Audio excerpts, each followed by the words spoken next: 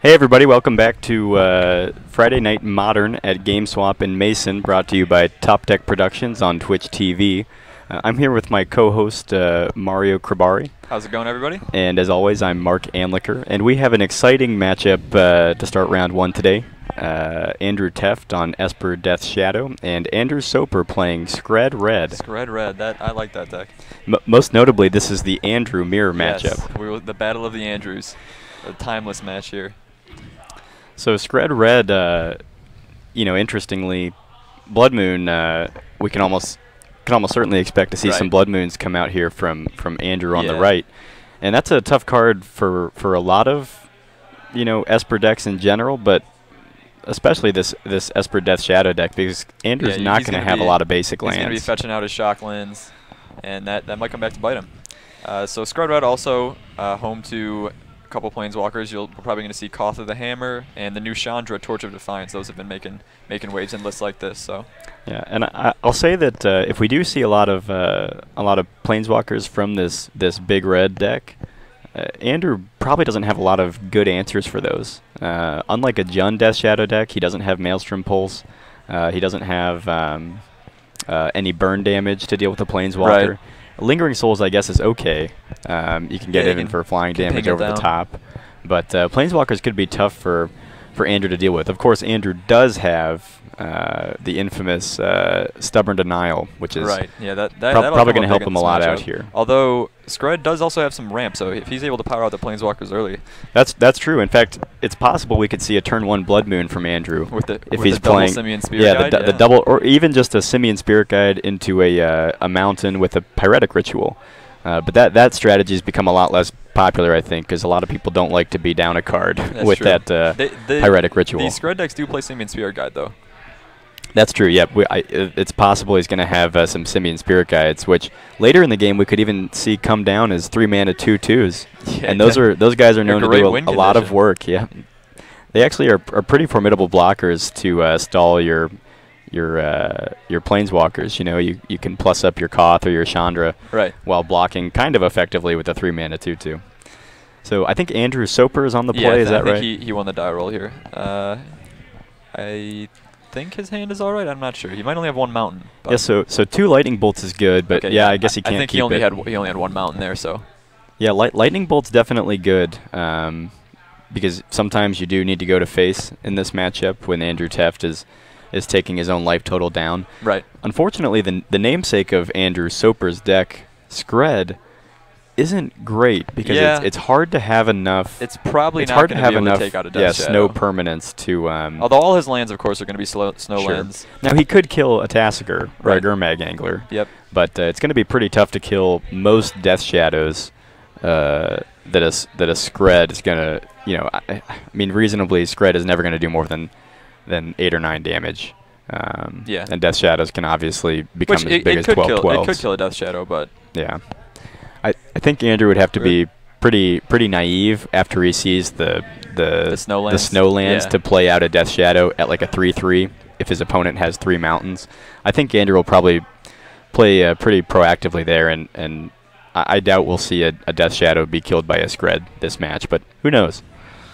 So Andrew is mulliganing to 6 here. Yep. Not terrible. I think this is a fine matchup to have 6-4. He looks like he likes his 6, so he will keep. Now, I didn't see. It looks like Andrew might have a Relic of Progenitus in hand, which is actually a pretty good card in this match. Yeah, I'm guessing he probably has some of those main board. Yeah, main board Relic is pretty common. Is a pretty interesting strategy. You get to play a lot of stuff because your win conditions are all just win conditions on their own, so you don't need a lot of support. So yeah, and I think one reason a lot of people are doing the Relic of Progenitus is because you can it synergizes pretty well with Eternal Scourge, right? If you does Skred decks play Eternal Scourge? I'm not sure. They do. I think people play a couple. Okay. But not everybody. Andrew here has cast a Thought Scour on himself at the end of Andrew's turn, and now he already has 4 cards in the graveyard, so it's possible we see a Tasker right here. Looks like Andrew's on Koth, Anger of the Gods. Yeah, Anger of the Gods not going to be great. Yeah. Unless he takes out some Lingering Souls. That of course. And double Koth is also not great when he's only looks like he's only got 3 mountains. Yeah, at this point he only has 3 mountains. But what do you think about the mismatched snowlands over there? I don't know about the mismatch. I'm kind of on tilt. Right, yeah, I feel like if you're playing snowlands, you might as well go all in with the snowlands. Like, I actually didn't even know you could get mismatched. I thought they were all the same. They were so they were printed in Ice Age and then reprinted in Cold Snap. Right, that's right. Yeah, which with a new. So you're saying some of those are Cold Snap and some of those are Ice Age. The old looking one is an Ice Age. Man, I can't deal with that. I can't deal with this. I might have to go watch something else. So Andrew's drawn a Death Shadow off the top after powering out that Tasker on turn 2. Pretty strong. Yeah. Now, notably, Andrew can't play a Death Shadow yet. He's at 13 life. Right. He'll need to take 1 more damage. But this Tasker is a pretty good clock, and as far as we can tell, Andrew doesn't have a great answer for it right now. He does have a Skred, so if he finds more lands, he'll be able to take it out. But and with 4 mana, he can chain an Anger of the Gods with a Skred to get enough damage to get through that Tasker's toughness. But I don't know. That would not be a great. Yeah, that's kind of a bad 2-for-1 that you might not want to be involved with. It's unfortunate that Skred can't target players. Yeah, well, I think that would be pretty busted. Yeah. Though it can target Boros Reckoner. That's true. And that's pretty sweet. When you target a Boros Reckoner with your Skred, you can send that damage to face, right? So we'll see Andrew go to 10 life. So he could run out of Death Shadow if he wanted to, but I don't think we'll see that. He's gonna go with Serum Visions, Scry 2. It's like another Death Shadow. The paths that Andrew, he's milled 1 path and now he sees another one. Those don't seem good in this matchup, and they probably won't be. But well, it's unfortunate that if I were Andrew, my guess would be that the only creature I care about in the Skred deck is the activated mountain. No, I was gonna say, well, that too, I guess, but I was gonna say the 5 mana Stormbreath Dragon. Right, but that guy has protection from white. Right, so path can't even deal I don't with think you want to see any paths here. I don't think you care to keep that. He put that to the bottom, and now he's gonna cast another Serum Vision. He'll see that polluted Delta that he just scried. Thoughtseize. Thoughtseize is good here. Thoughtseize is an easy way to deal with these Planeswalkers. Right. That's true. Unfortunately, Andrew does not have any black mana left this turn to play a Death Shadow, but again, I'm not sure he'd want to run it out anyway. And Andrew Soper drawing the 3rd Koth, still stuck on 3 lands. Oh boy. That is definitely not great for him.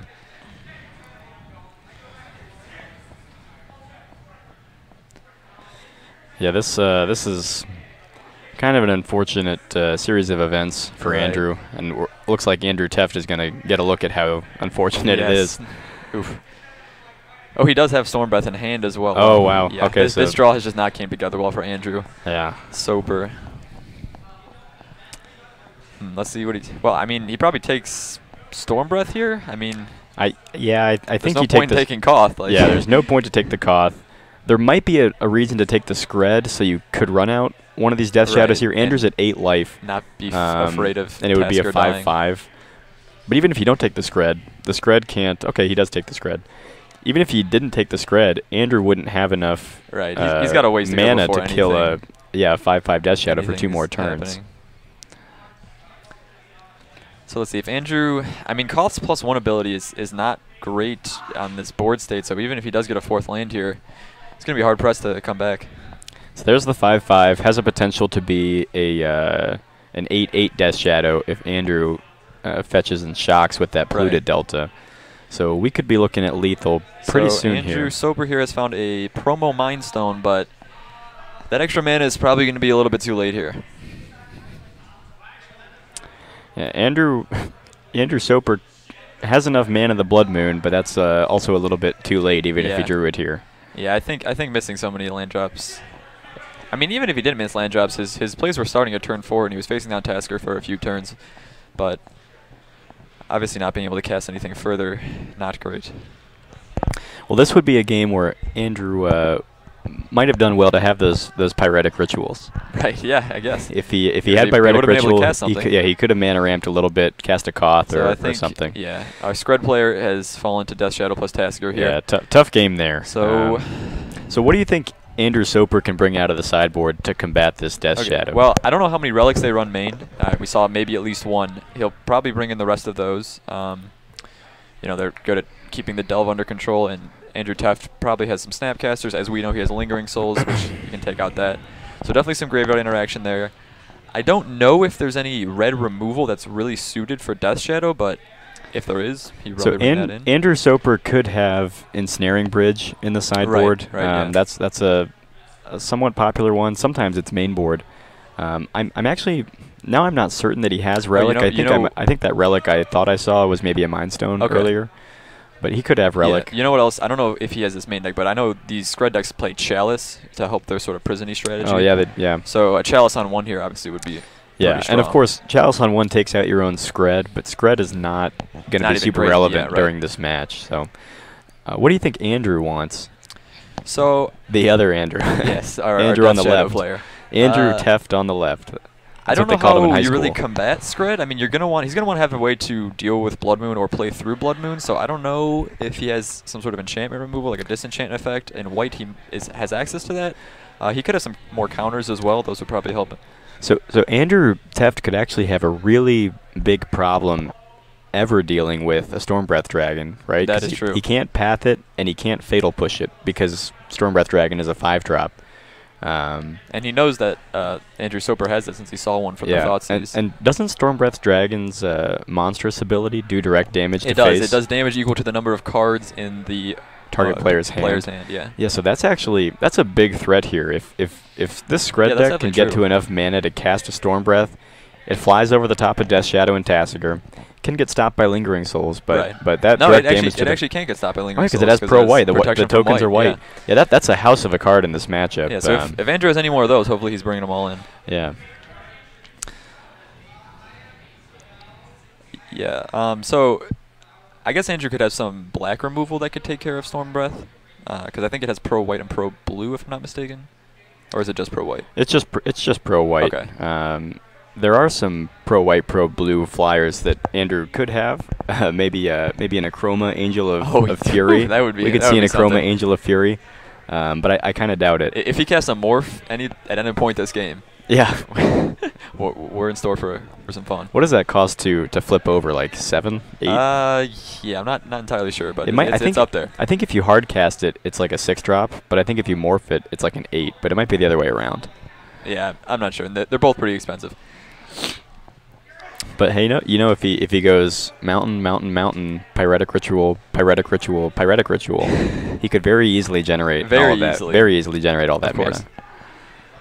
So we'll see if Andrew Soper has a better hand this game, maybe with some more mana, so he's able to get his game plan going. It looks like both players are still shuffling up. Some thorough shuffling here after sideboard. Of course, they have 40 minutes, so they don't have to worry about running the time. Yeah, I think that was a pretty quick game one. It'd be pretty tough to run out of time here, but who knows? I've seen some of these Skred Red games go real long, and part of that has to do with a deck that can run Ensnaring Bridge and very few win conditions. Right. It's a weird prison-y strategy, this Skred Red deck. Yeah. Yeah, because you really don't have any way to. You have no cantrips. No. You have no lantern to get an Ensnaring Bridge in your graveyard. You have no guarantee of finding an Ensnaring Bridge. No, you don't have any no tutor effect. Nope. It's gotta look at your opening. Well, you know, Mind Stone does draw you a card, so. True. Mind Stone does. As does Relic. And Chandra can exile the top card of your library, that's and you can play card it. advantage. So there's a little bit of filter and drawing here, but not a whole lot. All right, so we see Andrew has at least 2 mountains. He has a Mind Stone. He's got his Engineered Explosives. Engineered Explosives seems good. This hand's looking a lot better. Engineered Explosives will deal with the Death Shadows pretty easily, also the Lingering Souls. But of course, it will not kill Tasigur or Gurmag Angler. You're not casting Explosives X7 in the mono red deck. No. In fact, you can only cast Explosives X1. This is true. Though I will say I have seen I've seen players in red-green Valakut playing Prismatic Omen. Use Prismatic Omen to cast Explosives for 5, which is pretty sweet. That's true. So Andrew Soper has led with a Relic here, so that may have been main board, may have been sideboard, but either way, it looks like it's going to be pretty either way, going to be a great card here. And he also has a Simian Spirit Guide, so next turn he can cast a 3-drop if he wants. He also has this Mind Stone in hand that he could cast. Yeah, if Andrew were to top deck a Blood Moon, and go turn 2 Simian Spirit Guide, Andrew Tefft is fetched for a Watery Grave, so that could just take him right out of the game. Might just lock him out, right. But I would guess I don't know. If I were Andrew Tefft, unless he's got basics in hand, I might have want to lead, you know, with one of my basic islands or basic. Yeah, he would have had to got basic swamp here, and I think that's his only land, so that would have been kind of risky. Yeah, flooded strand. I guess can't get that basic swamp for you. So Pia and Kieran's actually really pretty good in this match too. I think that's another win condition that these decks run a few of. It's interesting that all their win conditions are 4 mana, but they're all pretty powerful. So. Yeah, and you know the chump block is relevant here with Pia and Kieran, and the direct damage to face is also very relevant. So I like that card a lot. Andrew Soper had to get his Mind Stone taken there. Well, he didn't have to, but of course that was the best choice for Inquisition. So he's not going to be able to ramp any further, and he didn't. Well, we don't know if he found a 3rd mountain, but hopefully he does not get stuck on 2 mountains again. That would be. So did Andrew miss the first activation of Relic? Yes, he used it almost as though it had summoning sickness. He didn't really. Yeah, artifacts do not have summoning sickness, so it's pretty big misplay. This could actually become very relevant if Andrew has a delve threat. Right. Missing that first Relic activation. Yeah, artifacts don't work like creatures. You know unless they're artifact creatures. Yeah, because I mean, he could have another turn 2 Tasker here if he has a fetch land. Yeah. And of course, since Andrew has priority, since Andrew Tefft has priority during his main phase, Andrew Soper can't crack a Relic in response to watching his opponent delve. Right. You know. So Andrew Tefft is going to Thought Scour himself. Looks like he has at least 3 Snapcasters in hand. So those can flash back his card draw spells, or we see he milled a Stubborn Denial here. Could be pretty good, especially since Andrew Soper is so low on mana. Another hand disruption card. All right, so this is interesting if I'm Andrew Tefft. He could take Simian Spirit Guide here. Yeah, if you take the Simian Spirit Guide, you take him off those 4 drops, but that's obviously a bad play if risky, Andrew top decks a mountain or another Spirit Guide. It does delay him a turn no matter what because. Yeah. Okay, go ahead. I think if you're Andrew Soper here, after this Thoughtseize resolves, you want to crack the Relic and draw 2 cards next turn. Yeah. You get 6 cards out of your opponent's graveyard. You know what's kind of a spicy trick? If he does have Simian Spear Guide, he can instant speed blow up the Relic without any lands untapped. Oh, that's right. That is pretty neat. So it looks like he's going to cast Koth here. Koth's +1, I believe, animates a mountain into a 4/4, so he will be able to... It's a 5/5, right? No, is it a 4/4? I think it's a 4/4. Yeah, you're probably right. Yeah, it's swing for 4. So Andrew Tefft already fallen to 5. Yeah, that's bad news. Pretty low. Now, Andrew does have Snapcaster in his hand, so if he's able to put a Path to Exile in the graveyard... I think he also has a Fatal Push in hand, so he can use that to Fatal Push will kill those mountains easily. I do think, though, that the mountain is only a creature until Andrew Soper's end of turn, so... Oh, okay. He'll have to reanimate another mountain. So that Death Shadow is an 8/8 yes, right now. That is going to be blocking mountains all day. Is there any chance that we could get Koth of the Hammer up on screen for players who might be unfamiliar with it? Yeah, I actually wouldn't mind having it up on screen. I know the -2 generates some mana, right? Maybe adds red mana equal to the number of mountains you control. The ultimate, I know, lets you tap your mountains for damage instead of just mana. Yeah, the ultimate is like Arlen Cord ultimate, but for your mountains, which is pretty dope.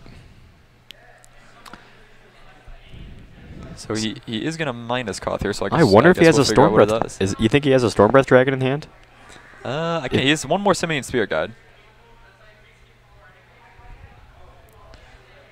That is a Stormbreath Dragon. Oof. So he's going to generate mana, put a Stormbreath out. He'll be able to swing for 4 damage here.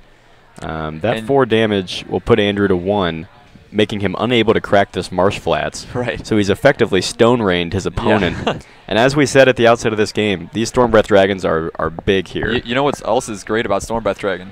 It doesn't get Fatal Pushed. Doesn't get Fatal Pushed. That's right. It's a 5-drop. 5-mana creature. It's a 5-mana creature. I'm telling you, I'm a firm believer that 5-mana creatures are better than they ever have been right now in Modern. That is true. So barring, Andrew Tefft's gonna have to scoop it up. No way to deal 20 damage in one turn. And Stormbreath Dragon gonna take the that top game deck away. Storm deck.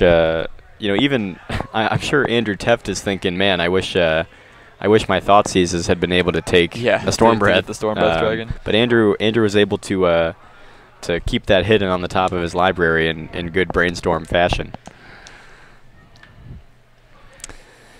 I wonder if Andrew Tefft has any answers to Storm Yeah, Breath. I think he's got to just strip it out of.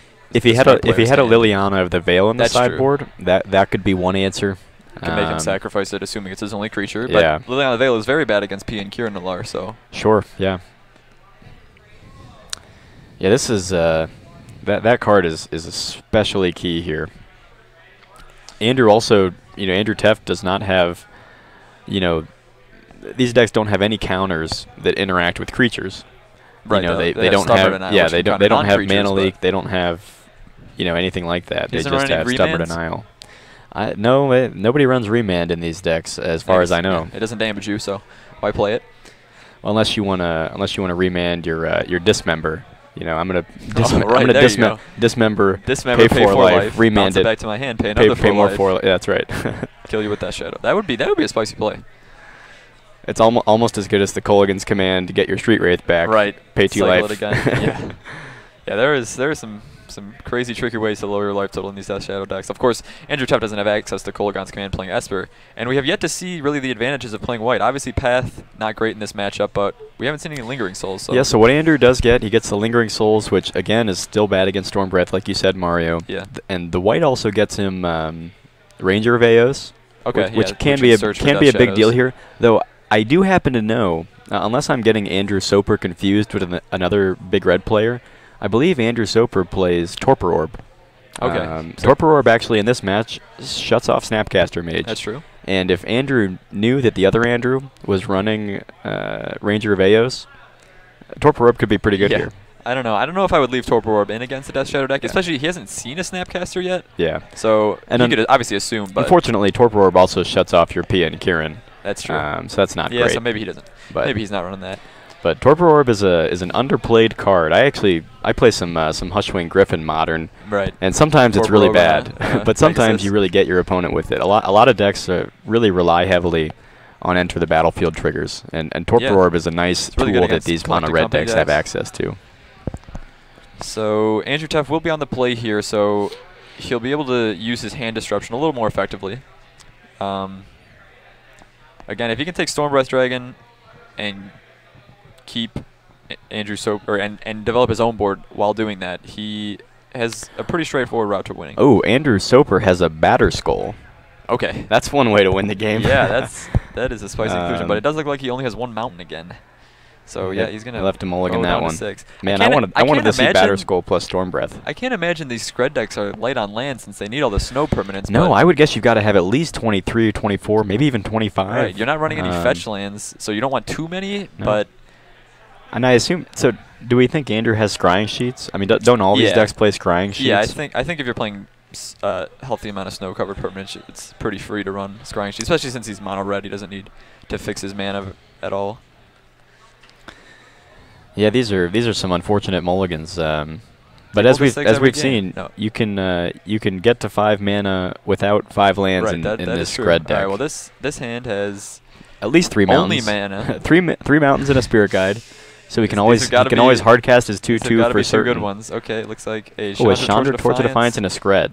Okay. That's a pretty good mull to 6. Yeah, that's not bad. I would keep that. The Skred is not going to be huge. He maybe has to keep this, but one discard spell, and that really disrupts his whole game plan. That's true. And again, like we discussed earlier, having the Skred might not be excellent here. That's true. Especially with, on a mull to 6 with 3 lands, you've got to find at least 5 lands to kill a Tassiger. That's true. So Andrew Soper kept his Skred on top here. And Andrew Tefft is going to lead with drawing a card by cycling Street Wraith. Andrew Soper kept a Skred on top? No, a Koth, I'm sorry. Oh, okay. I was going to say, that'd be weird to keep a Skred on top. So interestingly, the Death Shadow player does have Thoughtseize in hand, but opts not to use it turn 1 here. Probably going to wait till the next turn, I suppose. Of course, there's no early 1-mana play Andrew Soper could make that he would want a Thoughtseize, so you might as well get the extra card he drew. And in fact, since he's Skred at the top, waiting on the Thoughtseize, probably a pretty good play. Sure. So we'll see Andrew disrespect the Blood Moon. But we haven't seen any Blood Moons. Yeah, nobody has seen any Blood Moons, so maybe they don't exist. Didn't play it? I got to imagine you're playing Blood Moon in Skred Red. That's the whole thing, right? I don't know. I've heard that once in a blue moon, these Skred Red players don't play Blood Moon. Andrew Tefft is going to thought scar himself. Okay, that's also a reason not to. Yeah, thought scarring yourself is good here. If you can get 5 cards in the graveyard. If Andrew Tefft can get 1 Delve threat down here, Andrew Soper will not have an answer to it for 4 more turns until he gets to 5 mana. So you don't need, Yeah, because you don't need basic lands if you're gonna cast your threats for 1 mana on turn 2. The Chandra Torch of Defiance can only do 4 damage total to a creature, so it's not able to kill either of the big delvers. That's very relevant. All right, now he's going to Inquisition. So this is going to have to take the Simian. Oof, this is not good for Andrew Soper. Well, he could take the Skred too. Oh, that's true. Okay. But I don't think I would take the Skred. It doesn't do much of anything. Yeah, I think if Andrew has a land and a Delve threat, he can take the Simian Spirit Guide and hopefully try to kill his opponent in the next 4 turns. Yeah, just beaten down with a Gurmag Angler. Gurmag Angler. But let's see if Andrew has it. I know so Andrew has a Fatal Push. Right. Which I wonder seems it seems okay to leave in, but maybe for the mountain mountains killing only. A mountain is great. Like destroying a land obviously is you can kill Pia and Kieran. Right. You cannot kill Stormbreath though, as we that is true. So Andrew's got blue-white, so he's not going to play a Delve threat. Yeah, I think he might have Serum Visions in hand as well. So. Yeah, it must be. Or perhaps another Thought Scour. I don't think he'll main phase Thought Scour, but yeah, here's Serum Visions. He draws another Serum Visions. Well, if Andrew Soper top decks a Blood Moon here, oof. Yeah, that would be huge. I mean, I doubt Andrew Tefft. He took the vision or the Spirit Guide. Spirit Guide, so he couldn't slam the Blood Moon yet. But we do not know. Andrew is holding that card very closely. It's dear to his heart. Dear to his heart. Unfortunately, it's probably going to get Thought Seized away here. Let's see if Andrew gets the basic land now. I think he might. I think he might go for the swamp here. Oh, we see that Ranger of Eos. He does have that. Nope, not going for the basic. Oh, you saw the Ranger? Yeah, I saw the new art Ranger of Eos in his deck. Yeah, Andrew likes those Rangers. They are very very good. The reconsideration. All right, we're picking the shot land back up. I think we need a Judge. He wanted another shot land instead. That seems fine. Still not a basic. Still no respect for Blood Moon. But you don't really need it. At this turn, he's probably deploying Death Shadow, and he's probably deploying another discard spell. So. Yeah, the Death Shadows are 4/4s here, which means if Andrew was on the play, Andrew Soper was on the play, you would never see Andrew Tefft do that because they'd get beat up by that Skred. But Andrew almost certainly will be able to make them bigger than 4/4s before Andrew Soper has 4 lands. Right. So the Death Shadow player almost certainly doesn't have a Delve threat with as many cards in the graveyard. We probably would have seen one last turn. He does have Death Shadow, yes, and he's just going to pass. Okay. Maybe a mistapping of the mana there. So it looks like Andrew Tefft has Stubborn Denial. Okay. So that'll be able to, with a 4/4 Death Shadow, that will hard counter any of these Planeswalkers. Of course. And Andrew Tefft is actually probably in a pretty good spot here. Oh. Yep, the Stubborn Denial for the Blood Moon. Yep. That is not great. Yep, Stubborn Denial is a pretty good. It's a stubborn. It's intractable. So now, this Death Shadow we've got a 4/4 Death Shadow. It can become a 7/7, right, with the fetch shock combo. Inquisition. Take a Skred. So Andrew Soper may be able to get a Planeswalker down, but it's just not going to do much in the face of this Death Shadow. No. Now, to be fair, if Andrew can play this Koth and swing at his opponent for 5, it's 4/4 mountain. For 4, he can put his opponent to 5. Right. Which makes Stormbreath Dragon a live draw, kind of. And I think the rest of Andrew Teff's hand is maybe 3 Fatal Pushes, maybe 2. I don't know how many cards he has in hand, but they're not doing much. Actually. Well, they'll kill those mountains. Yes, but they are doing something. So, Koth, yeah. I misspoke there. They're doing a lot. They're basically holding Koth back. My guess here is that one. I don't think Andrew Tefft has it right now, but one Snapcaster from Andrew Tefft locks the game up. Would lock the game up unless Andrew Soper can find a relic. Right. 4th mountain coming down. Okay, that's a big deal. Now he doesn't want to run into another Stubborn Denial. I wonder if you play the Chandra, plus it up. Huh. Okay, well he's got the relic. Yeah. I was thinking if you play the Chandra, plus it up, deal 2 damage to your opponent, put him to 6, and then force Andrew Tefft to swing at the Chandra, gain some effective life. Doesn't seem terrible. Yeah, so it looks like Andrew Teff's hand is 2 to 3 fatal pushes now, and he drew a land. So if he is able to, if Andrew Soper is able to resolve Chandra, right, it does buy him a turn potentially, but maybe not because he might just be dead to the Death Shadow. Yeah, I say you crack this relic right now. What do you think? Yeah, I mean, there's no point in leaving it around. You're gonna want to exile. Yeah, you're gonna want to exile the whole graveyard no matter what. So you'll take the Stubborn Denial out of the graveyard, keep him off any delve threats, draw an extra card. Andrew Tefft doesn't even move his graveyard; it's just turned into his exile pile. Yeah, that's right. So we'll see. So with Andrew Soper is still at a 15, which is, you know, it's not dead to 1 Death Shadow attack, which is important. Yeah.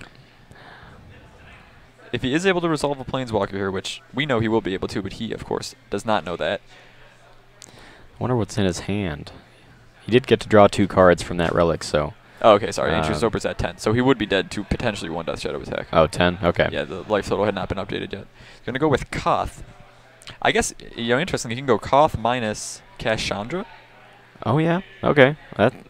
That's not the worst thing, but I would love for the Koth to try to get in with damage here. Well, you know what that does? So if he does minus, yeah, he's going to do that. Okay, so he gets to, so one of them will stay alive no matter what, because his opponent only has 1 threat on board. Now, if Andrew had a Snapcaster, he could blow his opponent out here by just flashing it in, but we know that Andrew doesn't. So, interestingly, yeah, so Andrew Tefft took 2 damage, making Death Shadow a 7/7. Still and not. he top decked a Flooded Strand, so Andrew so Tefft is actually in a tough spot. Oh no, if he top decked Flooded Strand, that's lethal, right? He can fetch for 3, make his Death Shadow a 10/10, and get a swing in. Oh yeah, you're right. Yeah, and so Andrew's at 10. So timely top deck there. So he can put himself to 3. Right. And that'll yeah, that's make the game. Death Shadow a 10/10. So if this didn't happen, I think Andrew Soper may have actually won this one because Death Shadow is forced to attack one of the Planeswalkers, and if Andrew Soper basically has anything, then he does 2 more damage and then can win. Yep, Flooded Strand for Xaxes there. He had a Storm Breath in hand, I think. Wow. Yeah, and he could have, wow. He could have cast a Storm Breath no matter what next turn if he had a Mountain or with a Chandra. I think what put that game away was the discarding the Simian Spear Guide. Yeah. To delay Andrew Soper a turn, and we see Death Shadow just powering through that. Well, that was a good match. Yeah, an interesting one and a good one at that. But gosh, you're right. That top deck Flooded Strand, I didn't realize that was incredible for exact damage. Yeah, that might have been. I think a fetch land is exactly what he needed there. Anything else would have delayed a turn. All right. Well, thanks so much for watching, guys. We'll be back for round 2 here very soon, so don't go away. Should be able to bring you a good match. Let us know if you have any recommendations for decks you want to see. Any decks you want to see. We can look around, see who's playing what tonight. Put it in the chat. So we'll see you in a bit. Thanks for watching.